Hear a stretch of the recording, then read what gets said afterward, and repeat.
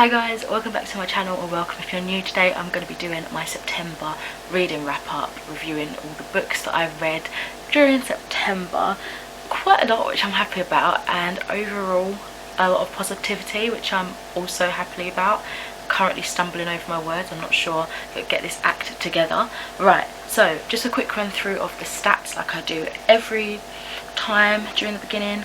So just quickly whizzing through like the breakdown of what I did pick out rather than going through the library and saying zero blah blah blah.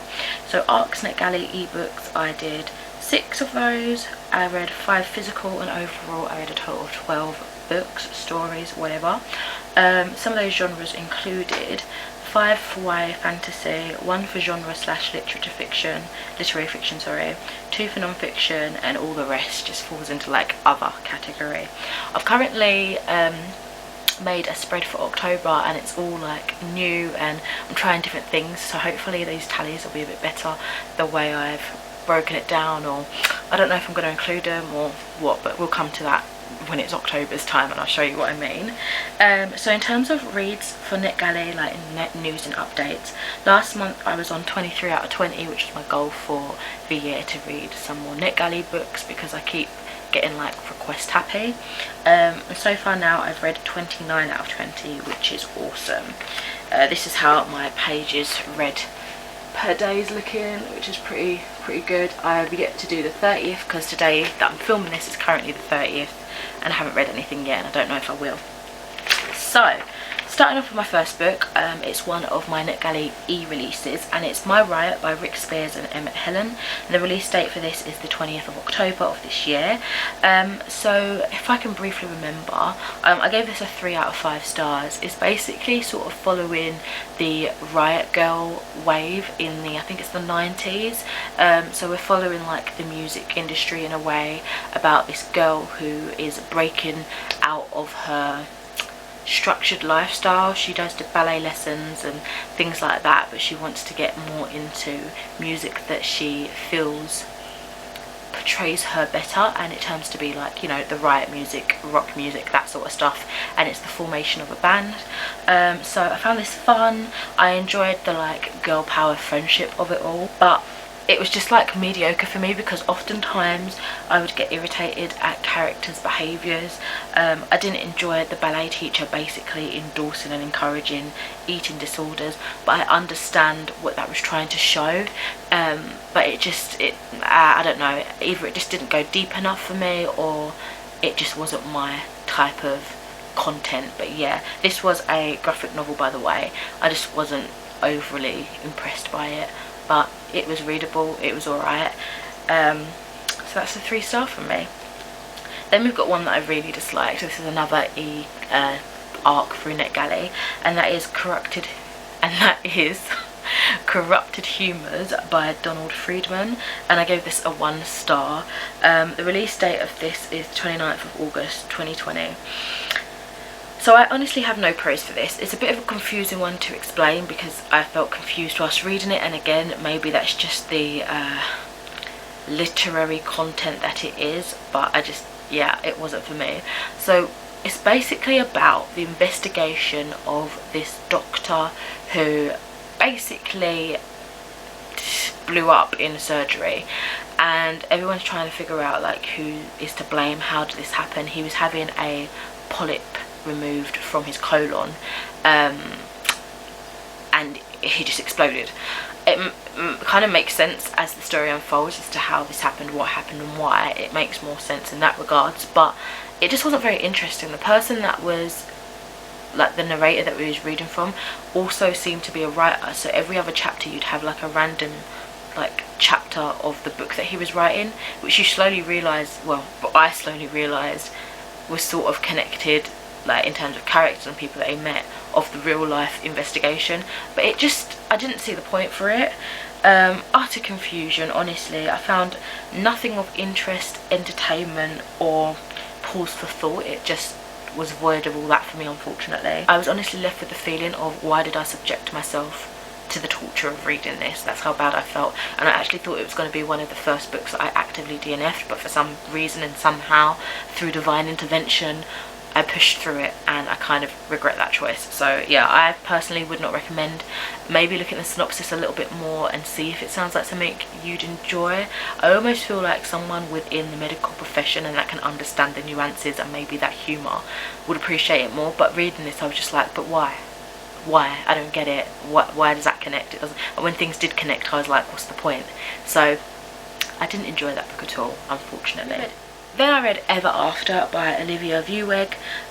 This released on the 1st of September of this year, and I gave this a 2 stars. It's translated, I think, from German by the author, and it's another like comic sort of book. So this one is about basically a zombie apocalypse and they're trying to get to the safe zone, really. That's pretty much the general layout of it. It honestly just kept me occupied whilst I was bussing around that day.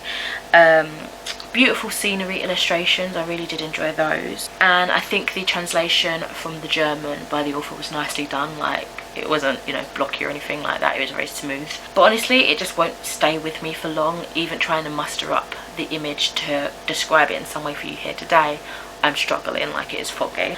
And personally I found it didn't really bring much to a new narrative on this very well used and very well loved concept of a zombie apocalypse. So I didn't really get a lot out of it, unfortunately.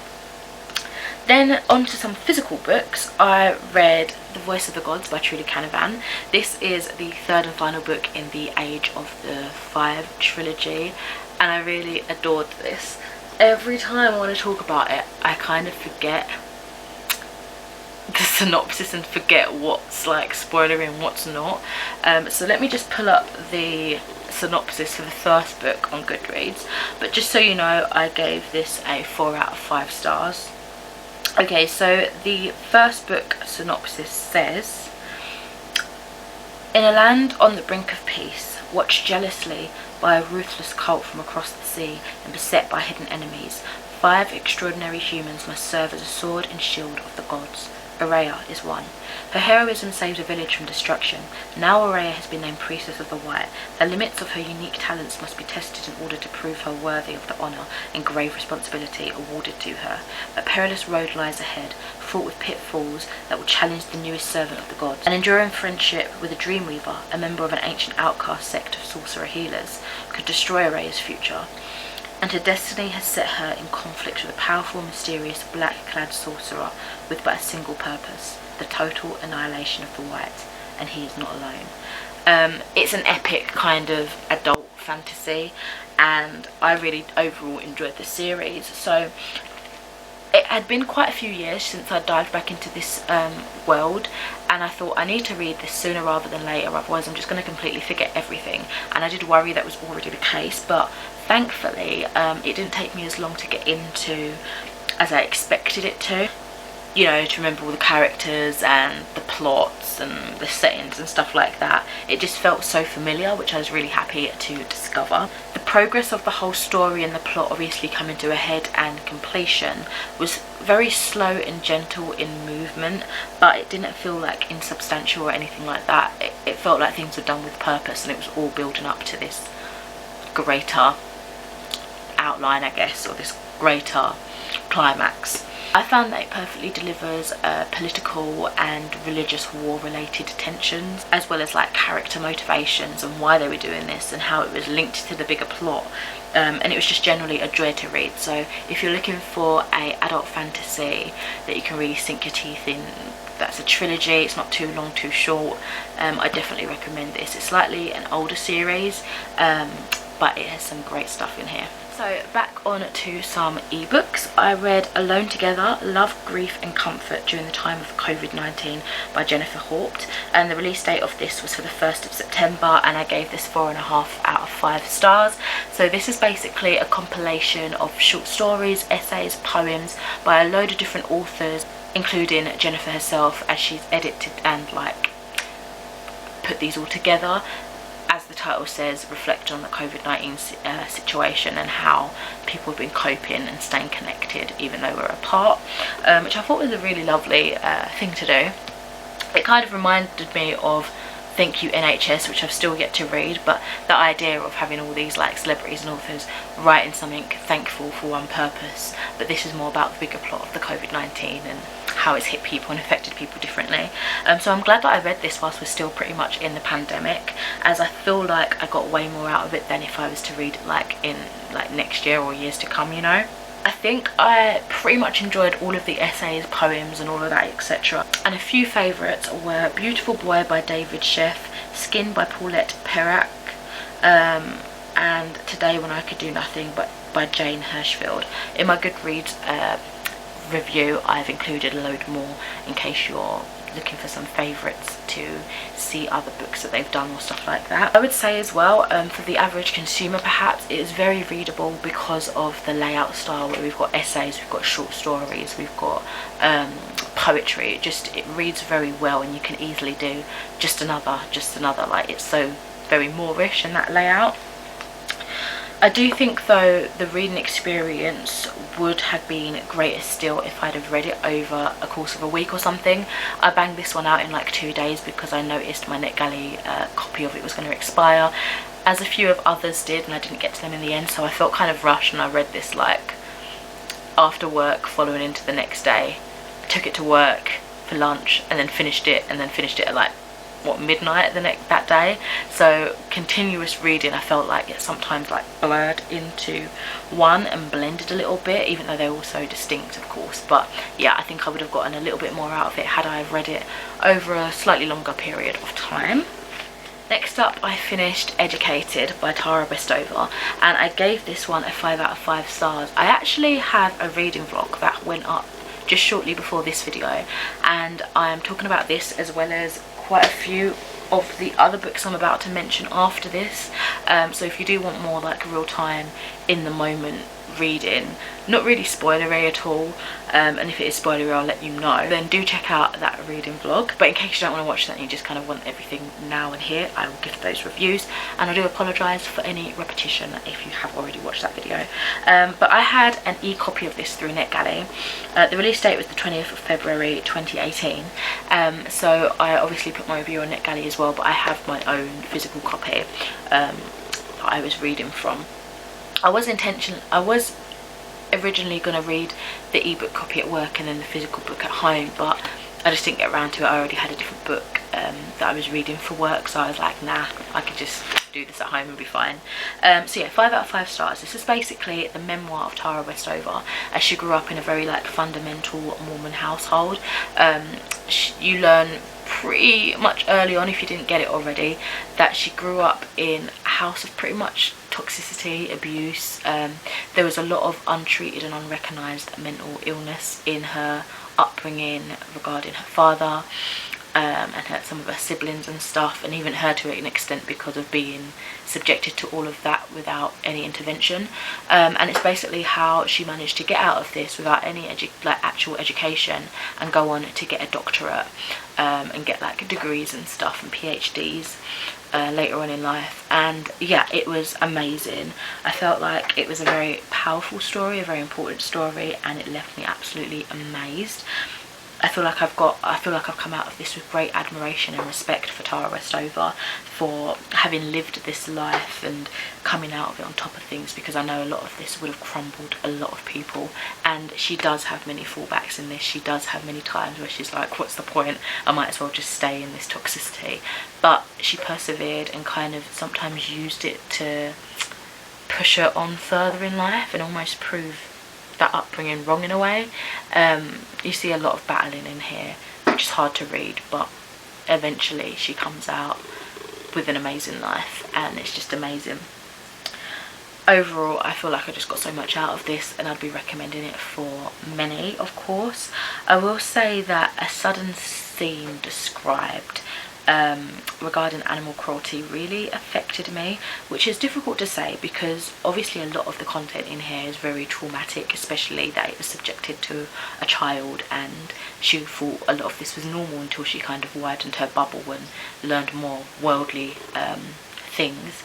But it was just so sudden and unexpected, and anything like that. Even in films I have to look away, like The Butterfly Project, there's a horrible scene in that, and that whole film is messed up, like the content of what's going on, but I had to stop when it got to the scene with the dog in the bag. If you know, you know.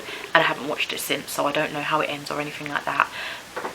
That's the one thing that really triggers me, like anything to animals. I know that sounds really weird because, again, so much like fucked up stuff happens in this and in that movie, which is completely unrelated to this. But yeah, that just threw me for a loop. And I was confused about the timeline of like siblings coming and going, but to be fair, I kind of understand that because it's just like solely based off of her memory. She's asked others around at that time what they remember, and sometimes their stories differ, so she tries to stay as true and unbiased as possible, which is difficult to say because it is a memoir, so obviously it's her thoughts and feelings. But she does say, you know, I remember this differently to so and so, and this is their account of it, and she kind of gives you the both perspectives and saying I could be wrong in my understanding, but this is what my memory tells me. So with that timeline being a bit squiffy, I don't know if I just got a bit too confused in that or what, or if it was just generally confusing, but I sort of understand why, if that makes sense. But yeah, 5 out of 5 star read. I really did. Difficult to say enjoy because it's in a memoir, but I did get a lot out of it and I appreciate it and respect it. My leg's getting dead now, my throat's getting dry. Time to limber up and get some liquids running through my veins. Okay, next up, I read In an Absent Dream by Sean Maguire. This is the 4th book, nearly said 3rd, in the Wayward Children series. You may have seen me haul this recently, and another book that I'm going to show shortly. I got this as a birthday present, which I was really happy to receive, and pretty much devoured it straight away. And again, this is another book that's also in that reading vlog if you're interested. So the Wayward Children series is a book series that is vastly becoming one of my favourites. Sean Maguire is becoming one of my favourite writers, but it's weird because I've only read this series from her and haven't tried any other books under other like pen names or anything like that. But it's about this school ran by Eleanor West, and it's basically gathering all these children that have found themselves in other worlds, and they've gone through a portal, through a door, and for some reason or other the world has really called to them and it fits them to a T, and then for some reason they get kicked out.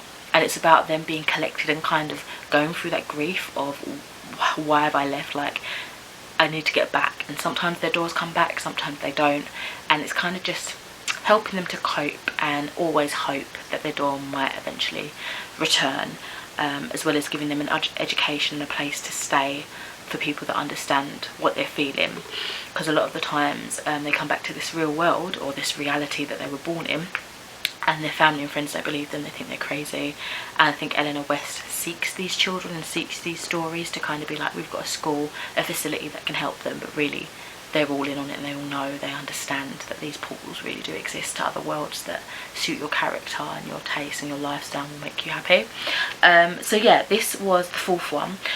It's really cool because every other book is like a prequel, so you learn a little bit more about a particular character's door and what lays behind that, and kind of like what then brought them back to the more linear timeline and how these events eventually came to a head, you know. This one in particular follows Lundy, who is a character that we see in the 1st book, and I enjoyed learning about the goblin market because that's kind of what this one's centered about, and also the idea of fair value. That whole thing is just very interesting to me, and once I understood it I was like, wow, that's so clever how it all works together.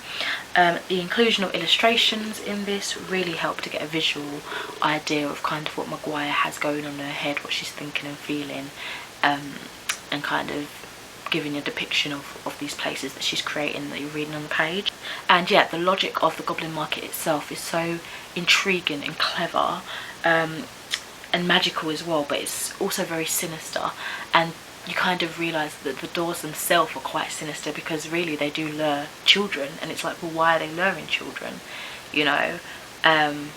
It's very interesting. I hope that discussion gets talked about more in later books.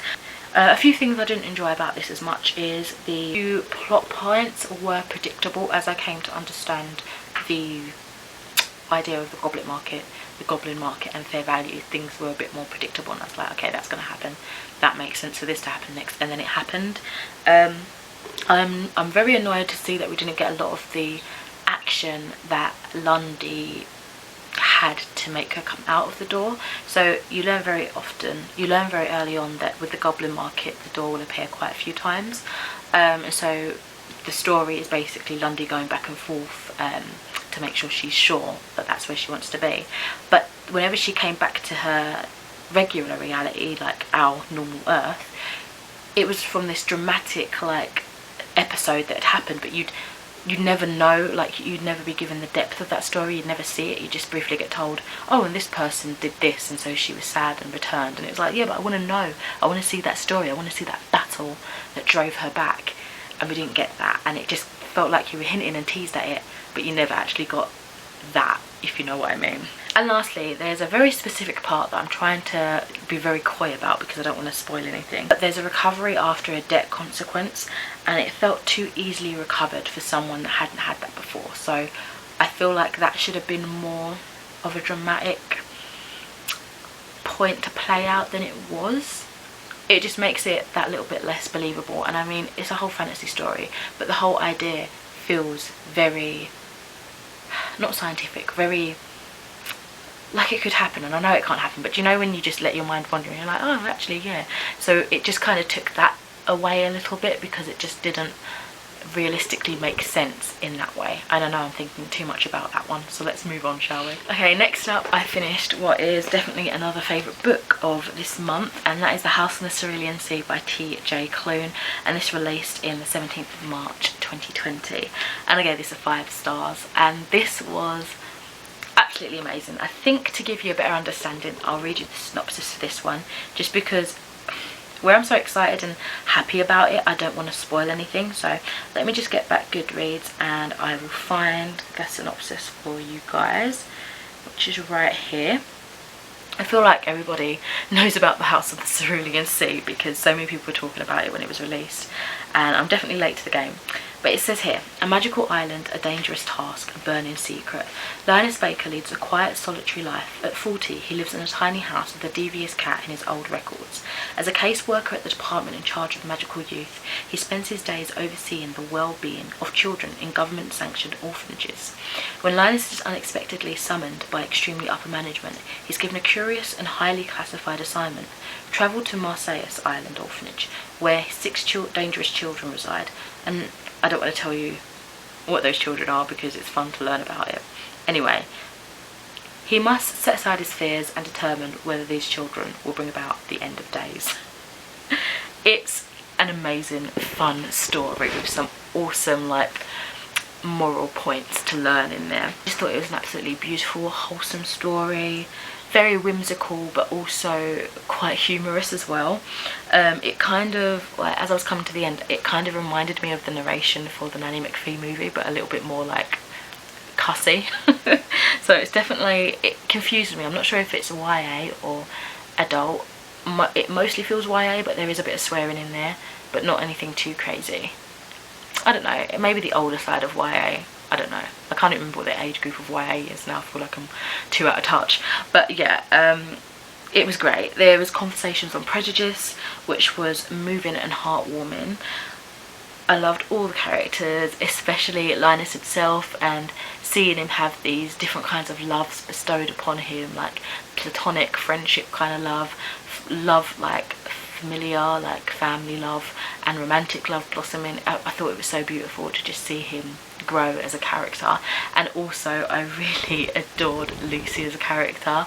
I won't tell you what his name's short for because that's the fun of like reading it, I feel, but he is, I could just imagine him going so deadpan and saying all these weird demonic stuff, so chill. It's kind of like deathly coldness going over you when you hear that from a 6-year-old. It's probably very uncomfortable, but it was amazing. I really enjoyed that book, and I would highly recommend it if you're interested in having a fun kind of YA magical story about a magical orphanage and like things like that.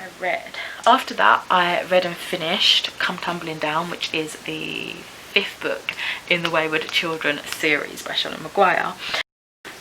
And this one I also gave a 4 out of 5 stars. So in this story we're following the character arc of Jack and Jill, and the Moors and their story, so I won't say any more about that in case you're interested in actually picking it up.